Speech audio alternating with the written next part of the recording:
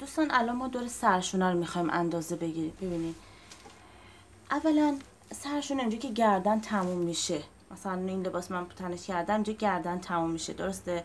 تا اونجایی که متر میفته. ببینید اینو که متر رو میذاریم اونجایی که گردن تموم میشه. ببینید متر اینجا دستم میگیم اون شخصمون دستشو کنارش آویز کنه. الان اینجا که ببینید اینجا دقیقا متر افتاده روی شانه. حالا یکم این مثلا شانه دارن، مثلا این دست داشته باشن، خب یکم تیزتره دیگه، پهن‌تره. این چون دست نداره حالا چیزه. اونجایی که متر خم میشه میفته پایین. ببینید الان این اینجا خم شده، ببینید شیب شده افتاده پایین از نقطه 7. یا مثلا یکم میخوایم آستینش گشادتر باشه، دستمون رو میذاریم روش، ماس با سرشونه، اون انگشت مثلا اون که روش هست. ببینید الان بازم اینم 7 به چرخونم قشنگ.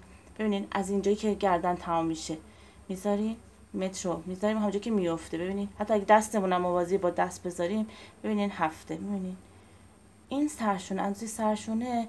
یه روش دیگه هم داره که با قد آستین با هم میگیرن، میگم اون طرف دستشو بذاره روی شکمش، با هم میگیرن و قد آستین رو کم میکنن، سرشونه به دست میاد.